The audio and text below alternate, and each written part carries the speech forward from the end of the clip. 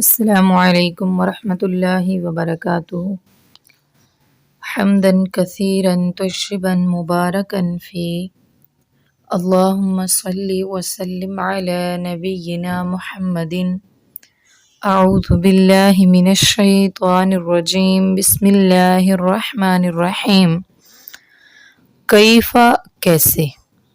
تکفرون تم تکفرون تم سب کفر کرتے ہو، تا کا مطلب تم واو نون کی وجہ سے سب جمع کسی گئے، کیفا کیسے تکفرون تم سب کفر کرتے ہو باللہ اللہ کے ساتھ، بی کا مطلب ساتھ، اللہ اللہ کے، وَكُنْتُمْ و اور کن تھے تم وَكُنْتُمْ اور تھے تم امواتن مردہ فَأَحْيَاكُمْ تو اس نے زندہ کیا تمہیں، فَأَحْيَا تو زندہ کیا کم تمہیں، ثم پھر یمیتکم یا کا مطلب وہ، میتو مارے گا کم تم کو، ثم پھر یمیتکم وہ مارے گا تم کو، ثم پھر یحییکم یا کا مطلب وہ، یحیی وہ زندہ کرے گا کم تم کو، ثم پھر الی طرف ہی اس کی، ثم پھر الیہ اسی کی طرف ترجعون تم سب کے سب لٹائے جاؤ گے۔ تو اس آیت میں اللہ تبارک و تعالیٰ نے انسان پر وارد ہونے والی 4 کیفیات کا ذکر کیا ہے۔ دیکھیں سب سے پہلے وَكُنْتُمْ أَمْوَاتًا فَأَحْيَاكُمْ سب سے پہلے موت، فَأَحْيَاكُمْ پھر زندگی، ثم پھر یمیتکم موت، ثم پھر یحییکم زندگی، یعنی 4 ادوار ہیں کون کون سے، پہلے موت، پھر زندگی، پھر موت اور پھر زندگی۔ تو یاد رکھیں روح اور جسم کے مل جانے کو زندگی کہتے ہیں، روح اور جسم کے جدا ہو جانے کو موت کہتے ہیں۔ اب پہلی حالت موت جو اس آیت میں بیان کی گئی ہے، یہ وہ والا واقعہ ہے کہ جب اللہ تبارک و تعالیٰ نے تمام انسانوں کی ارواح یعنی روحوں کو پیدا فرما لیا تھا، لیکن جسم اپنے اپنے وقت پر عطا کیے ہیں۔ اور ہم نے پڑھا ہے نا کہ اللہ تعالیٰ نے وعدہ کیا تھا انبیاء سے اور انسانوں سے، الستُ بربکم، تو وہی وعدہ عالم ارواح میں ہوا تھا جو اللہ تعالیٰ نے فرمایا تھا الستُ بربکم، وعدہ کیا تھا نا، کل کے سبق میں ہم نے پڑھا تھا۔ تو الستُ بربکم اللہ تعالیٰ نے فرمایا کہ میں تمہارا رب نہیں ہوں، تو سب نے کہا قالوا بلا، اللہ جی کیوں نہیں، آپ ہی تو ہمارے رب ہیں، یعنی ادھر اللہ تعالیٰ سے وعدہ کر کے آئے ہوئے ہیں گواہی دے کر۔ تو یہ وعدہ وہ پہلی موت کے بعد ہے کہ جب عالم ارواح میں تھے، تمام روحیں موجود تھی وہاں پر، تب اللہ تعالیٰ سے وعدہ کر کے آئے تھے۔ اب جو دوسری حالت ہے وہ انسان کی پیدائش سے لے کر انسان کے مرنے تک ہے، یعنی فَأَحْيَاكُمْ تو اس نے زندہ کیا تم کو، اللہ تعالیٰ نے تمہیں جسم دیا، اللہ تعالیٰ نے تمہیں زندگی عطا فرمائی، اس دنیا میں تمہیں بھیجا، پیدا کیا، اور پھر پیدائش سے لے کر مرنے تک جتنی تم زندگی گزارو گے اس کو فَأَحْيَاكُمْ سے تعبیر کیا گیا ہے۔ اور پھر اللہ تبارک و تعالیٰ نے فرمایا کہ ثم یمیتکم وہ پھر تمہیں موت دے گا، یعنی جب انسان کی زندگی جتنی اللہ تبارک و تعالیٰ نے لکھ دی ہے وہ پوری ہو جائے گی تو پھر اس کو موت آئے گی۔ اب اس موت دنیا میں بھی انسان جب سوتا ہے نا تو اس کو بھی موت سے تعبیر کیا گیا ہے۔ حدیث میں آتا ہے کہ جب انسان سو جاتا ہے نا تو وہ چھوٹی موت سوتا ہے، جیسے حدیث میں آتا ہے کہ دعا پڑھ کے سونا چاہیے نا، اللہم بسمک اموت و احیا، تو اس میں بھی ہم اعتراف کر کے سوتے ہیں اللہم اے اللہ بسمک تیرے نام کے ساتھ، اموت میں مرتا ہوں، و احیا اور زندہ ہوتا ہوں، یعنی تب بھی ہم اقرار کر کے سوتے ہیں کہ ہم مرنے لگے ہیں۔ تو نیند کو بھی ایک چھوٹی موت سے تعبیر کیا گیا ہے، جب انسان اٹھتا ہے تو دوبارہ زندگی مل جاتی ہے۔ روح کے جدا ہونے کا نام موت ہے نا، انسان جب سوتا ہے تو انسان کی روح جدا ہو جاتی ہے۔ دیکھیں ہم سو رہے ہوتے ہیں اپنے بستر پر، اپنے گھر پر، اور خواب میں ہم کہاں سے کہاں چلے جاتے ہوتے ہیں، کیا مطلب ہے کہ ہماری روح بھٹک رہی ہوتی ہے، یعنی کبھی کدھر کو جا رہی ہوتی ہے، کبھی کدھر کو، جدھر جدھر روح جا رہی ہوتی ہے اس کو ہم خواب کا نام دے دیتے ہیں، وہ ہمارا خواب ہوتا ہے۔ تو ایک دوسری موت ہے جو بڑی موت ہے، اور اس میں کیا ہوگا، انسان کی روح جدا ہو جائے گی اور اس کے بعد قبر میں ملے گی جب اس نے سوالوں کا جواب دینا ہوگا۔ وہ موت ہے کہ جب انسان پراپر طریقے سے فوت ہو جائے گا اس دنیا سے. ثم پھر یحییکم، وہ اللہ زندہ کرے گا تم کو. اب یہ جو زندگی ہے نا، یہ دوبارہ جینا ہے اور حشر تک اور پھر جنت یا جہنم کا فیصلہ وغیرہ وغیرہ، یعنی یہ اخروی زندگی میں دوبارہ جینا ہے. ثم پھر الیہ، اسی کی طرف، ترجعون، تم سب لٹائے جاؤ گے. اچھا ایک چیز اس آیت سے اور آپ نوٹ کریں تو آپ کو خود بھی سمجھ آ جائے گی. اللہ تبارک و تعالیٰ نے فرمایا وَكُنْتُمْ أَمْوَاتًا فَأَحْيَاكُمْ، پھر دوسری دفعہ بتایا ثُمَّ يُمِيتُكُمْ ثُمَّ يُحْيِيكُمْ، یعنی پہلے موت کا ذکر ہے پھر زندگی کا ذکر ہے. تو یہ بات یاد رکھیں، اللہ تبارک و تعالیٰ نے پہلے موت کو ہی پیدا کیا تھا. قرآن پاک میں آتا ہے الذی خلق الموت والحیات لیبلوکم ایکم احسن عملا، اسی اللہ نے موت اور زندگی کو پیدا کیا تاکہ تمہیں آزمائے کہ تم میں سے کون ہے اعمال کے اعتبار سے اچھے عمل کرتا ہے. تو دیکھیں اس آیت میں بھی اللہ تبارک و تعالیٰ نے کیا فرمایا، الذی خلق الموت، اللہ نے پیدا کیا موت کو، پہلے موت اور پھر زندگی کو. موت کو پہلے پیدا کیا گیا پھر زندگی. تو یہ مقصد کیوں ہے موت کو پہلے پیدا کرنے کا؟ کیا مقصد ہے؟ یہ مقصد ہے کہ انسان اکڑتا کس بات پر ہے؟ جس اللہ نے تجھے اس دنیا میں بھیجا اس نے تو تیرے روح اور جسم کے جدا ہونے کو ہی پہلے پیدا کر لیے، یعنی پہلے موت کو پیدا کیا پھر زندگی کو پیدا کیا. اب اگر اللہ نے تجھے زندگی دے دی ہے نا تو اس زندگی کا غلط فائدہ نہ اٹھا، بلکہ کیا کر، اللہ تعالیٰ کا تابع ہو جا، اللہ تعالیٰ کی فرما برداری اختیار کر، دنیا بھی تیری بہتر بن جائے اور آخرت بھی بہتر بن جائے. اب اگلی آیت میں ہے کہ هو الذی، وہ الذی ذات ہے، هو الذی وہی تو ذات ہے، خلق جس نے پیدا کیا، لکم تمہارے لیے، لا کے لیے، کم تمہارے، لکم تمہارے لیے، ما جو کچھ فی الارض زمین میں ہے، جمیع سب کا سب، ثم پھر استوا وہ متوجہ ہوا، الی السماء آسمانوں کی طرف، الی طرف السماء آسمانوں کی، فسواہن تو برابر کر دیا اس نے ان کو، فسوا تو برابر کر دیا ہننا ان کو. ہننا جو ہے نا اس کا مطلب ان سب ہوتا ہے، ہم تو ہو بھی پڑھ رہے ہیں وغیرہ وغیرہ اس طرح کے لفظ پڑھتے ہیں، ادھر بھی ان کا ان کی پڑھتے ہیں، لیکن جب ہننا آ جائے نا تو ہننا کا مطلب ہوتا ہے ان سب، جمع کا صیغہ ہے یہ. فسواہن تو برابر کر دیا ان سب کو، سبع سات سماوات آسمان،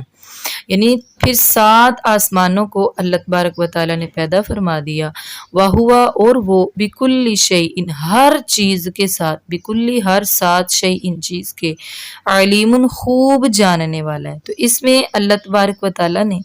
یہ فرمایا ہے کہ وہی تو ذات ہے جس نے زمین کی تمام اشیاء پیدا فرمائی، یعنی ما فی الارض جمیع، یہ سارا کچھ کس کے لیے پیدا فرمایا، لکم، خلق لکم، یہ انسان دنیا کی تمام چیزیں اللہ تبارک و تعالیٰ نے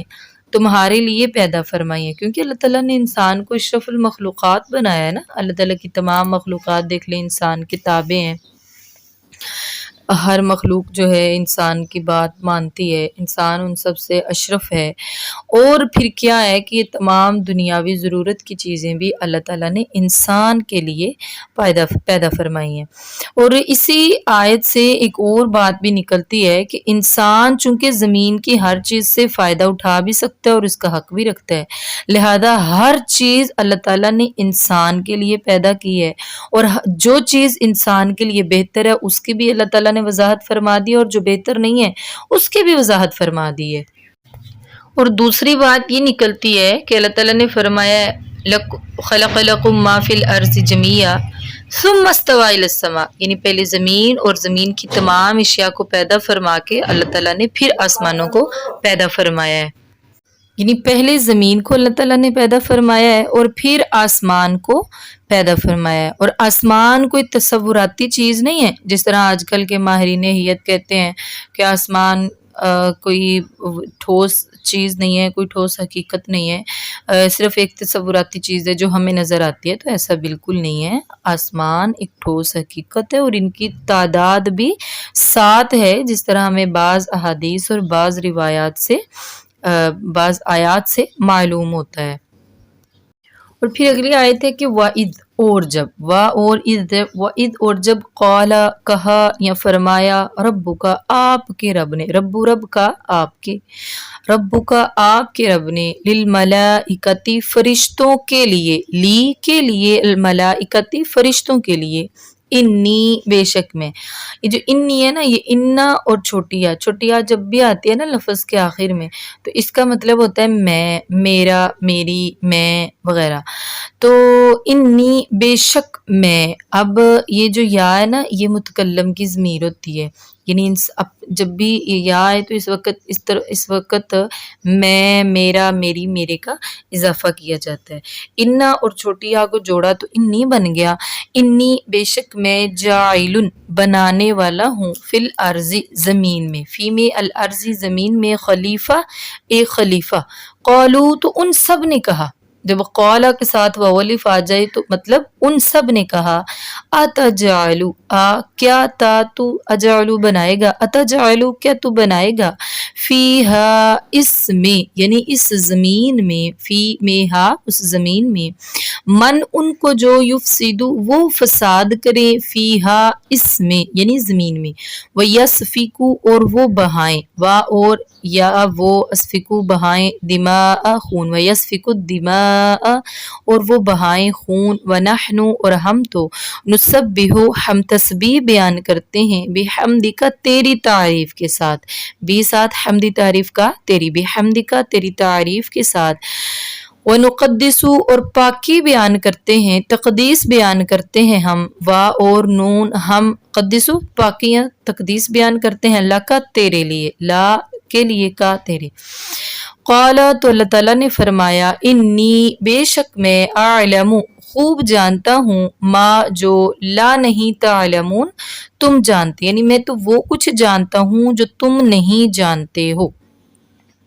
اب سب سے پہلے تو یہ دیکھیں اللہ تعالیٰ نے بات کی ہے فرشتوں کے لیے، تو فرشتے کے بارے میں بعض آج کل کے ملحدین یہ کہتے ہیں کہ فرشتے کوئی مخلوق نہیں ہیں، بلکہ یہ تو وہ قوتیں ہیں جو اس کائنات کو بنانے میں جنہوں نے اللہ تعالیٰ کا ساتھ دیا. تو نعوذ باللہ استغفر اللہ، ایسی بات نہیں ہے. باقاعدہ طور پر فرشتے ایسی ہستی ہیں جو مستقل شخصیت رکھتے ہیں اور ان کو اللہ تبارک و تعالیٰ نے ہی پیدا فرمایا. اب دیکھیں اللہ تعالیٰ کا اور ان کے درمیان مکالمہ ہوا ہے جس کو اللہ تعالیٰ نے ادھر بیان فرمایا ہے. تو واضح طور پر اس سے ہمیں معلوم ہوتا ہے کہ اللہ تعالیٰ نے جن سے مکالمہ فرمایا ہے وہ اللہ تعالیٰ کی مخلوق ہیں، اور ان فرشتوں کو بھی اللہ تعالیٰ نے ہی پیدا کیا ہے، کسی اور نے نہیں پیدا کیا ہے. نہ ہی یہ نعوذ باللہ استغفر اللہ کوئی ایسی ہستی ہیں کہ جنہوں نے کائنات کو بنانے میں اللہ تعالیٰ کی مدد کی. اللہ تعالیٰ کو کسی مدد کی ضرورت نہیں ہے. اب دیکھیں اللہ تعالیٰ کیا فرما رہے ہیں، وَإِذْ قَالَ رَبُّكَ لِلْمَلَائِكَةِ إِنِّي جَاعِلٌ خَلِيفَةً. اللہ تعالیٰ نے فرشتوں کو فرمایا کہ میں اس زمین کے لیے ایک خلیفہ بنانے لگا ہوں. اب واضح طور پر تو یہ معلوم نہیں ہو سکا کہ انسان اللہ تعالیٰ کا خلیفہ یعنی آدم علیہ السلام اللہ تعالیٰ کا خلیفہ یا کسی دوسری مخلوق کا، لیکن بعض خیالات یہ کیے جاتے ہیں کہ خلیفہ چونکہ وہ شخص ہوتا ہے جو کسی کے مرنے یا کسی کی عدم موجودگی کی صورت میں اس کے اختیارات سنبھالتا ہے، اور اللہ تعالیٰ تو حی لا یموت ہیں، اللہ تعالیٰ کو ہمیشہ زندہ رہنے والے ہیں، ہمیشہ سے زندہ ہیں، کبھی بھی موت نہیں آئے گی اور ہمیشہ ہر وقت حاضر ہیں. لہٰذا آدم اللہ تعالیٰ کے خلیفہ نہیں بلکہ جنوں کے خلیفہ تھے، کیونکہ ایک ایسی روایت ملتی ہے نا کہ اس زمین پر پہلے انسان کی پیدائش سے پہلے جن آباد تھے، پھر اللہ تعالیٰ نے فرشتوں کو بھیج کر تمام جنوں کو یہاں سے بھگا دیا، کیونکہ فرشتے وہ جن جو تھے نا ہمیشہ فتنہ و فساد، قتل و غارت کرتے رہتے تھے. تو اللہ تعالیٰ نے ان جنوں کو فرشتوں کو بھیج کر سمندروں کی طرف دھکیل دیا اور آدم علیہ السلام کو ان کا خلیفہ پیدا فرمایا. اور بعض علماء کا خیال ہے کہ خلافت یا نیابت کے لیے موت یا پھر غیر موجودگی ضروری نہیں ہوتی ہے، بلکہ کوئی بھی با اختیار ہستی اپنی موجودگی میں بھی کسی کو کچھ اختیارات تفویض کر کے اسے اپنے خلیفہ یا نائب بنا سکتی ہے کہ وہ اس کی منشا کے مطابق ان اختیارات کو استعمال کرے. تو دوسری رائے جو ہے نا وہ ذرا زیادہ بہتر معلوم ہوتی ہے، کیونکہ اس میں یہ بھی ہے کہ اللہ تبارک و تعالیٰ نے فرمایا، اس آیت کی تائید بھی ہو جاتی ہے کہ جو دوسری ایک آیت ہے جس میں اللہ تبارک و تعالیٰ نے فرمایا کہ ہم نے یہ امانت یعنی قرآن آسمانوں زمین اور پہاڑوں پر پیش کیا، انہوں نے اسے اٹھانے سے انکار کر دیا اور پھر اس عظیم بوجھ کو اٹھانے سے ڈر گئے، مگر انسان نے اسے اٹھا لیا کیونکہ انسان تو انتہائی ظالم اور نادان واقع ہے۔ تو تمام مفسرین کا اس بات پر اتفاق ہے کہ یہاں امانت سے مراد اللہ تعالیٰ کی اطاعت اور اس کے فرائض و احکام کی تعمیل اور ان کے نفاذ کا بار ہے، اور اس کا دوسرا نام نظام خلافت ہے۔ اب فرشتوں کا یہ قیاس کرنا کہ بنی آدم تو دنیا میں فتنہ و فساد کرے گی، قتل و غارت کرے گی، تو یہ کوئی اللہ تعالیٰ کی بات پر اعتراض نہیں تھا، بلکہ کیا تھا کہ جو چیز پہلے ہو رہی تھی دنیا میں نا، جیسے موجود تھا، جیسے زمین میں پہلے بھی فرشتے رہتے تھے اور وہ فرشتے قتل و غارت فتنہ و فساد کرتے وغیرہ وغیرہ، تو انہوں نے سوچا کہ جو خلیفہ بن جائے گا اس کو اتنے زیادہ اختیارات سونپ دیے جائیں گے، اپنی مرضی سے جیے گا، سب کچھ کرے گا، تو یہ بھی اسی طرح دنگا و فساد برپا کرے گا۔ تو انہوں نے یہی کہا کہ یا اللہ وہ تو زمین میں کیا کریں گے، فتنہ و فساد کریں گے، وَيَسْفِكُ الدِّمَاء، ایک دوسرے کا خون بہائیں گے، تو ہم تو نُسَبِّحُ بِحَمْدِكَ وَنُقَدِّسُ لَكَ، تیری تسبیح و تقدیس بیان کرتے ہیں۔ اب یہ جو فرشتوں نے کہا ہے نا، یہ کوئی اعتراض نہیں تھا، بلکہ جو واضح طور پر نظر آ رہا تھا وہ تھا۔ اب رہی بات کہ انہوں نے کیا کہا کہ یا اللہ ہم تو تسبیح و تمہید بیان کرتے ہیں، تقدیس بیان کرتے ہیں تیری تعریف کے ساتھ۔ تو سب سے پہلے تو تسبیح اور تقدیس کا فرق سمجھ لیں کہ تسبیح کے معنی ہوتے ہیں کہ اللہ سبحانہ و تعالیٰ کا ذکر کرنا، یعنی سبحان اللہ کہنا، اپنے زبان سے کہنا، چلتے پھرتے کہنا، جس کا مطلب ہوتا ہے کہ وہ اللہ ہر قسم کے عیب، نقص اور کمزوریوں سے پاک ہے، اور یہ لفظ جو ہے اللہ تعالیٰ کی خوبیوں کو مثبت انداز میں بیان کرنے اور اس کی حمد یا تعریف بیان کرنے کے لیے آتا ہے۔ اور تقدیس کا معنی ایسی باتوں کی نفی کرتا ہے جو اللہ تعالیٰ کے شایان شان نہیں ہیں، اور قدوس سے مراد وہ ذات ہے جو دوسروں کی شرکت کی احتیاج اور شرک جیسی دوسری نجاسوں سے پاک ہو، یعنی ازداد اور اندان دونوں سے پاک ہو۔ تسبیح سے حمد بیان کرنا مقصود ہوتا ہے، اور تقدیس سے اللہ تعالیٰ کی تمام جو چیزیں ہیں ان سے یعنی تمام برائیاں، تمام شرک وغیرہ، ان سے اللہ تعالیٰ کو پاک کرنا بیان ہوتا ہے۔ تو اللہ تبارک و تعالیٰ نے پھر فرشتوں کو کیا فرمایا؟ انی اعلم ما لا تعلمون، میں تو وہ کچھ جانتا ہوں جو تم نہیں جانتے ہو، میں خوب جانتا ہوں، لہٰذا جو ہے میں اس مخلوق کو پیدا فرماؤں گا۔ انہوں نے بھی کوئی منع نہیں کیا تھا، تو بظاہر جو چیز نظر آ رہی تھی بس اس کو انہوں نے بیان کیا تھا۔ اب پھر اگلی آیت میں ہم انشاءاللہ مزید پڑھیں گے، یہاں پر ہمارا سبق مکمل ہو گیا ہے۔ سبحان ربک رب العزت عما یصفون وسلام علی المرسلین والحمد للہ رب العالمین۔ سبحانک اللہم وبحمدک نشہد ان لا الہ الا انت نستغفرک ونتوب الیک۔ السلام علیکم ورحمۃ اللہ وبرکاتہ۔